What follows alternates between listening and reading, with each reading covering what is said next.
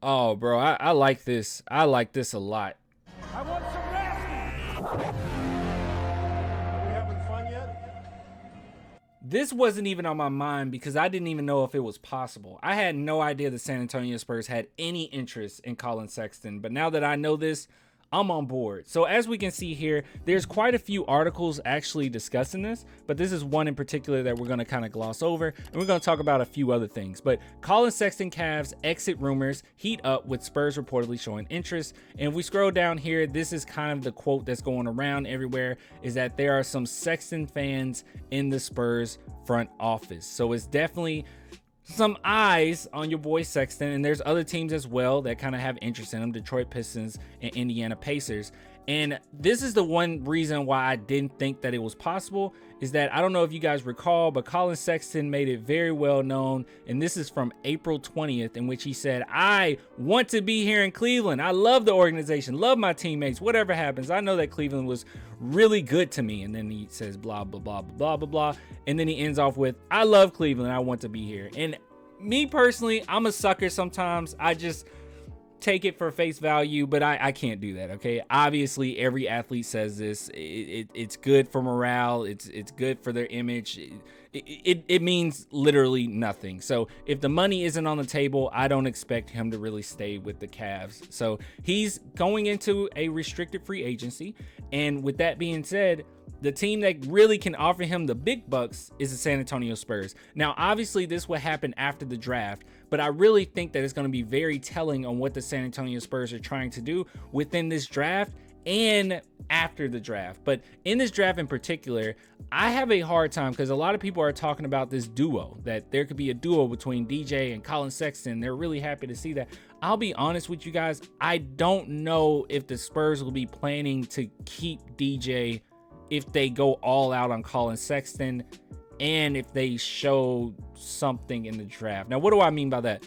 I believe that if the San Antonio Spurs, yes, say that Benedict Matherin's on the table, Sohan's on the table, obviously I think Jalen Duren will be on the table, even Johnny Davis is on the table, and they take Dyson Daniels, to me, in my opinion, that seems more like we're trying to see if we can get a brand new facilitator, because this is a pass first combo guard. And then when you look at even their pick last season with Josh Primo, it was also one that made us like, really? And even DJ posted out like a cringe face. So he was like, I don't know what's going on. So all I'm trying to say is, I think that the San Antonio Spurs, if they put a lot of effort into getting Collin Sexton and they put a lot of effort in this draft, getting Dyson Daniels and whatnot, I just feel that that's going to be a telltale sign. Now, I'm going to say this, okay? I'm going to be completely real with you guys too. I actually like this more than the idea of going after DeAndre Ayton. I thought about it so much. I've really been contemplating this, and it has nothing to do with the BS rumors about how people are saying, well, DeAndre Ayton has a video game addiction. Okay, everyone has a video game addiction. That's just, I don't know, it's silly to me. And it has nothing to do with people talking about his character, like, oh, he has a terrible character, he can't play. No, that's BS too. I think the reason why I wouldn't want DeAndre Ayton at this point is because I'm starting to realize there's so many other options. And when I look at the NBA today, I really could see us getting a big that doesn't even, and I know it's going to sound bad, okay, doesn't even have to have the exact talent level as DeAndre Ayton and be successful. I feel like you can get a big man or a center that can kind of do a certain amount of things or have some type of versatility as far as three-point shooting, or, you know, a little bit of defense, a little bit of passing ability. And when I look through this draft, there's a few centers that I can see here, or at least guys that can play power forward to center and be a little bit of combo. And we already talked about this, the possibility the Spurs can go after Onyeka. So there's a lot of different scenarios I can see here where I don't necessarily think it will be necessary to put all your eggs in one basket when it comes to DeAndre Ayton. I just don't necessarily think that that would be a great thing to do. Now, when it comes to Collin Sexton, the reason why I will be excited about a Collin Sexton is because he is a dynamic scorer and he's almost like a mini Kyrie. And when I see how does he fit with this team, he definitely could fit in with Joshua Primo, like easy. Like I could definitely see those two being able to play off of each other. Now I want to continue here because I know that this might sound kind of weird to say that I don't know if DeJounte Murray stays on the roster if you get Collin Sexton, because you're going to have to pay him soon. And I'm not saying you won't have enough money to do so. Obviously, a lot of these contracts are over with, but I just don't see the San Antonio Spurs doing that, especially when you're probably going to have to give Collin Sexton the big bucks. And I mean the big bucks. And I don't know how DeJounte Murray will feel about this. This is what my honest dream is right now. And I know that it's controversial. I don't care. I know that a lot of people don't like this when I give these type of takes, but this is my dream, okay? Derek White, you know, he was my favorite player, like, ever. Not really. Okay, he was my favorite player after Manu Ginobili. Like, I was crazy about him, okay? Every single thing related to Derek White, if you type in Derek White clan on YouTube, it's tributes, it's me raving about him. I love me some Derek White. But when they traded him, I understood it and I agreed with it. And I thought that it was a good move. And you know, took me a couple days. I made a sad song and everything, but when it was all said and done, I was cool with it.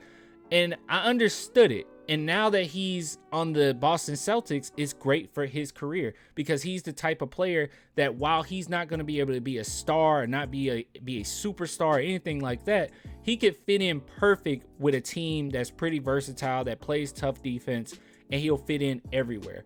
And I think DeJounte Murray deserves that same treatment, if I'm being completely real. If he stays on the Spurs, I don't think that we'll be able to create a championship team around him in time for his prime to not be over with. I think it's going to take way more time than that. And DeJounte, to me, he deserves to be on a team that needs a guy like him, because he would fit in with any championship caliber team. But that's just me. That's just where I'm coming from. But even if we're talking about on a technical level, I don't see them giving Collin Sexton the big bucks, no telling how long that contract lasts, and then come around 2024, then DJ gets the big bucks. I just don't know. I know a lot of us talk about timeline, and at this point, the direction this team is going in, you have to pay attention to that timeline. But we'll just wait and see. This isn't something that's definite by any means. If it doesn't happen, it doesn't happen. What happened to this page? There we go. Yeah, if it doesn't happen, it doesn't happen. But, you know, it is what it is. But I do find this interesting. I am happy that the Spurs are exploring all aspects, okay? Because I'm getting so tired of people talking about position.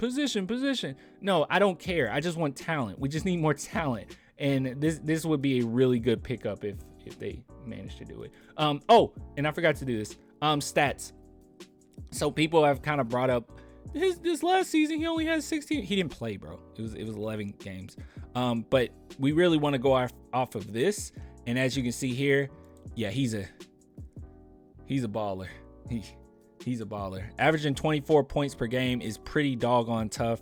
A steal per game, 4.4 assists, 3.1 rebounds.